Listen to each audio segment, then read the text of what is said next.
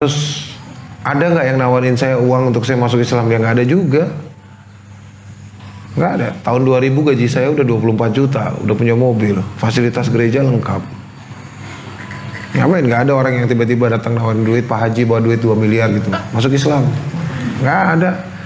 Jadi saya selalu bilang, saya nggak punya alasan duniawi apapun untuk saya masuk Islam.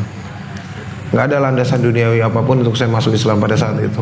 Sehingga nggak ada alasan duniawi apapun, nggak ada alasan duniawi apapun yang bisa menarik saya keluar dari Islam, kecuali kehendak Allah.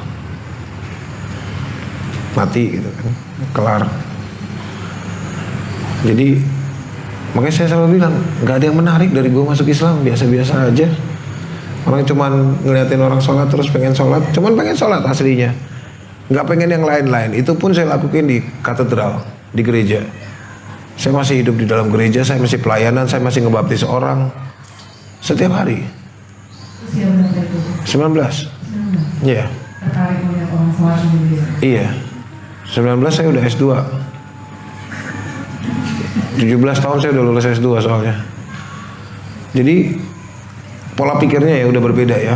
Pola pikirnya juga udah berbeda. Maturity-nya juga udah naik gitu. Pola berpikirnya juga udah jauh. Walaupun memang maturity dalam berpikir secara logika iya.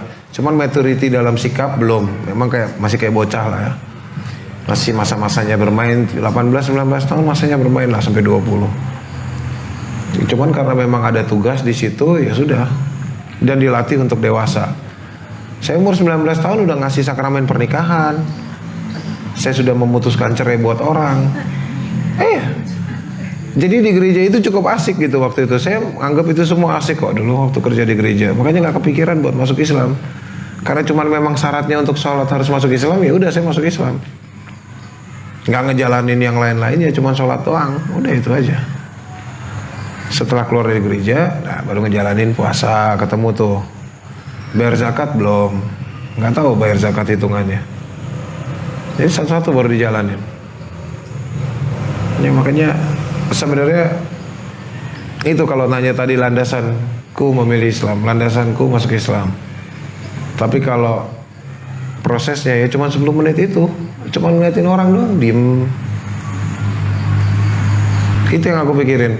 Wah, berhalanya kotak. Ya itu, ya cuman kayak gitu-gitu. Cuman pengen tahu aja tadinya. Pengamatannya sudah lama ya Ustaz? Enggak, 10 menit itu. Selama 10 menit itu pengamatannya. 10 menit. Saya dari kecil digedein di lingkungan Katolik. SMP, SD saya di Ambarawa, SMP saya di Ambarawa. Saya masuk SD umur 5 tahun. Jadi masih bersih ya. 5 tahun di SD. Akselerasi. SMP 2 tahun. Akselerasi juga. SMA di Don Bosco isinya cowok semua. Katolik homogen, tidak ada orang muslim. Bahkan kantinnya pun orang Katolik. Security-nya aja orang Flores, orang Katolik. Ada sih supir bajai di luar sih, itu kayaknya muslim gitu. Cuman saya nggak peduli juga, nggak ada urusan sama mereka. Lingkungan saya Katolik. Kuliah pertama kali di Leiden Katolik. S1-nya Katolik, S2-nya Katolik juga di Leiden, Katolik juga. Terus di situ ya tadi homogen. Lingkungannya itu doang, orang-orangnya itu doang. Jadi kita udah tahu, tiap minggu Sabtu kita ke gereja, setiap hari sore kita ke gereja juga untuk berdoa segala macam, bakar lilin, beli lilin. Aktivitasnya udah standar seperti itu. Jadi nggak ada kepikiran orang Islam, nggak tahu orang Islam. Orang yang pakai kerudung begini kalau di Belanda itu kalau bukan orang Muslim pasti orang Yahudi. Udah cuma 2 itu. Yang pakai kerudung panjang hitam, burka, nikab segala macam. Yang pakai cadar segala macam. Kalau bukan orang Islam, orang Yahudi. Udah. Dan itu udah biasa aja kita ngelihatnya. Mereka ada dan mereka nggak mempengaruhi kita aja. Makanya di Indonesia juga waktu itu saya sempat pikir, wah kerudung panjang, apa ini Yahudi juga gitu. Panjang-panjang. Kayak gini-gini ini panjang, temen hitam-hitam gitu. Full sampai ke bawah, pakai sarung tangan segala macam. Yahudi juga sama. Yahudi, Islam. Akhirnya saya nggak peduli gitu loh, nggak terlalu peduli. Jadi memang nggak ada perjalanan ketemu Islamnya tuh ya nggak ada. Cuma 10 menit itu aja. Ini pasti mana itu Ustaz? Hah? Melihat orang sholat itu pasti mana? Di daerah Baros di antara Pandeglang dan Serang, Banten. Masjid dia. Ya di masjid. Terus keluarga gimana Ustaz waktu itu? Ya pertama kan ngusir, cuman kan memang butuh waktu. Iya. Butuh waktu dari orang tua untuk bisa oh ya udah terima. Ya itu kembali lagi kita tunjukkan adab dan akhlak kita. Pertama kali ya mungkin saya nggak ada tahu adabnya ya. Akhirnya waktu berantem ya berantem aja. Saya keluar dari rumah udah marah apa segala macam. Ya seiring waktu Allah didik kita gitu. Allah sekolahin saya untuk ngambil akidah, belajar akidah tentang akidah Islam di Qatar. Lalu Allah kasih hadiah lagi untuk sekolah lagi S2 lagi di Saudi untuk ngambil adab antropologi. Belajar tentang adabnya Rasulullah. Terus S3-nya lagi antropologi untuk adab lagi. Saya doyan sekolah sih. Ini lagi sekolah lagi, S3 udah beres, saya sekolah lagi S3 lagi. Gimana caranya tetap belajar. Ternyata dengan menunjukkan adab yang baik itu jauh lebih bisa melembutkan hati mereka orang tua gitu. Dengan adab aja dia melihat kita. Ya mami saya sampai hari ini nggak pernah marah sama saya. Iya, mau marah apapun sama adik saya, ke saya itu langsung berubah mukanya. Air mukanya yang berubah. Dia lagi marah sama adik saya, ngeliatin saya datang. Biasanya saya suka salam karena bibi di rumah kan muslim. Mereka yang jawaban sama salam saya. Supirnya papi kayak atau tukang kolam renang itu biasa. Saya assalamualaikum kan kencang di rumah. Pada ngejawab nengok. Oh, waalaikumsalam pak. Ya, dari belakang. Mami itu begitu dengar saya ada salam di bawah, memang nggak jawab salam, cuma dia liatin, oh Steve, udah langsung berubah padahal lagi marah. Nah itu dengan kita nunjukin adab yang baik aja ke mereka. Sampai mamiku tuh nyuruh adikku untuk lu belajar gimana jadi orang benar tuh sama Koko. Kalau perlu lu masuk Islam. Tuh, kata-kata yang aneh dari mami sih. Cuma akhirnya pada ketawa-ketawa aja. Cuman dari situ kita udah bisa nunjukin ini loh Islam. Ini loh Islam. Baiknya saya adalah apa yang Islam ajarkan ke saya. Buruknya saya adalah karena saya kurang belajar. Saya selalu terangin ke mami kayak gitu. Lu bisa gini segala macam. Saya bilang iya mi, kan di Islam ngajarinnya kayak gini. Kayak sendalnya mami itu pasti bersih kalau aku pulang. Semirin, padahal sepatu ke gereja ya.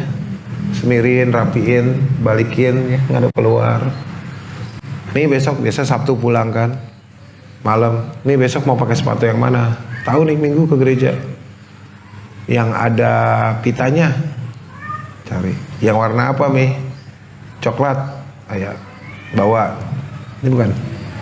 Nah iya itu, bersihin, keluarin, disikatin, pakai sol yang warna coklat, kinclong aja namanya, taruh, siapin kaos kakinya di situ. Mobil besok buat ke gereja cuci. Ada supir ada, udah pak keluarin aja gue yang nyuci. Cuci, nanti mami ngeliatin dari dalam. Ngapain lo yang nyuci? Nggak apa-apa kan mobil mami.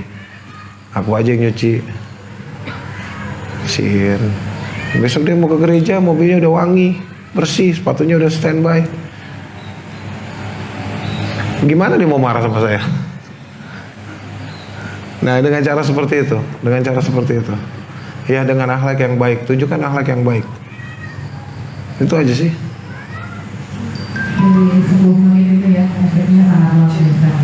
Ya, 10 menit. Dan keluarga bisa menerima dalam tanda kutip itu Ustaz. Setelah 12 tahun papi baru bisa terima. 12 tahun. Iya, butuh 12 tahun. Butuh sabar. Ya ternyata Allah kasih ujiannya kan di situ. Sabar. Minta izin tak meninggalkan lokasi. Iya. Ujian nasional. Oh ya siap. Selamat ujian Pak. Semoga Bapak lulus. Siapa yang ujian? Oh gitu ya. Oh ya Nana. Moga Pak. Kalau papi memang masih keras, cuman belakangan udah kayak status quo, gencatan senjata. Dari 2012 itu udah gencatan senjata, udah nggak ada samber sana samber sini gitu kan. Dulu dia masih suka samber-samber gitu kan, bawain temennya dia yang pendeta, ya disengaja. Sekarang dia udah lebih tenang. Terakhir itu memang Allah yang kasih takdir itu, bekas bosnya dia dulu yang di Makassar masuk Islam sama aku. Dia ketemu, ah San, ini anak lu bukan gitu kan? Oh iya, ini anak saya. Hebat ya gini. Ceritalah itu orang, bekas bosnya dia dulu di sana, salah satu CEO-nya Kala Group. Habis itu, iya ini bagus nih anak lu nih. Dia yang bimbing gua haji kemarin, dia segala macam lah. Acek masuk Islam. Iya, gua masuk Islam sama dia juga. Terus dia suruh gue ambil haji furoda, gue berangkat haji. Gue bayar tuh ke temannya dia, ke teman saya. Hajinya bareng sama saya. Saya bimbing, nuntun dia di sana, baca Quran segala macam. Dia nangis aja di Masjidil Nabawi. Ya pulang ke Indonesia katakanlah ketemu gitu. Dan kemarin pas adekku nikah, yang anak kedua, datang dia dari Makassar. Kan ketemu sama saya. Weh, Steven. Wah, ngobrol kan, papi ngedeketin. Bekas asli, bekas bosnya papi. Akhirnya sekarang kemana-mana dia ceritain saya. Anak gua tuh kerja di Kementerian Haji loh di Arab Saudi tuh. Dia ngebangga-banggain. Apaan sih lu, Pi? Aneh-aneh aja. Gak apa-apa, biarin orang tahu lo gitu loh. Ya. Teman-teman dia kata ternyata yang di Muara Karang banyak yang muslim juga, mualaf. Setelah aku posting fotonya dia, orang baru pada tahu, oh ini papinya ya. Nah, mereka jadi kalau papi lagi di pasar, belakang gereja itu di pasar, kayak makan mie, makan kue tiaw, atau beli cakwe, atau beli bubur ayam. Ada yang cincin tegur, oh iya kok Sandi ya? Saya lihat loh anaknya di YouTube. Oh iya. Papi Hatta nggak pernah nonton YouTube seumur hidup dia. Itu pakai iPhone yang tidak berguna itu dia. Cuman telepon, SMS, WhatsApp berantakan tulisannya. Anyway, dia nggak pernah nonton YouTube. Dia nggak tahu saya di YouTube seperti apa. Itu dari Allah itu hadiah.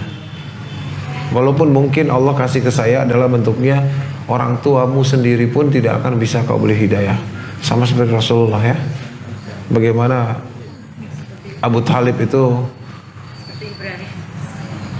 yang jelas Abu Talib pamannya Rasulullah. Dia ngangkat pedang loh. Dia ngangkat pedang. Siapapun yang mengganggu ponakanku berhadapan dengan saya, dia nyabut pedang. Sampai Rasulullah bilang apa? Dia akan mendapatkan hukuman di neraka hanya sebatas mata kakinya. Itu pun tidak dikasih sama Allah izin untuk masuk Islam.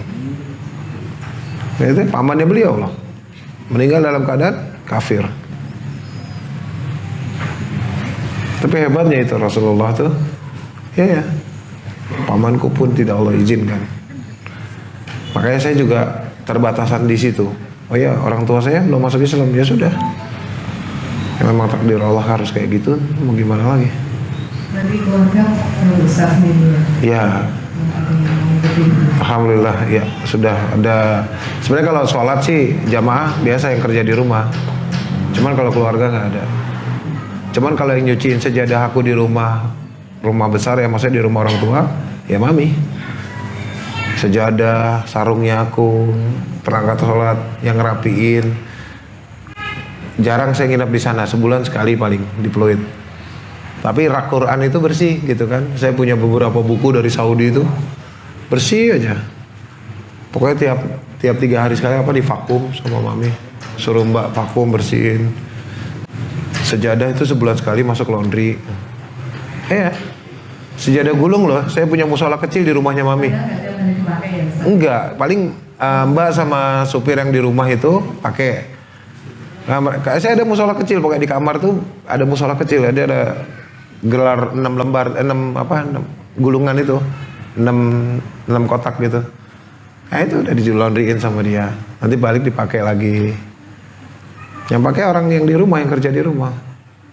Cuman yang laundryin ya mami. Ya adalah, memang belum dapat hidayah terus mau ngapain, maksa.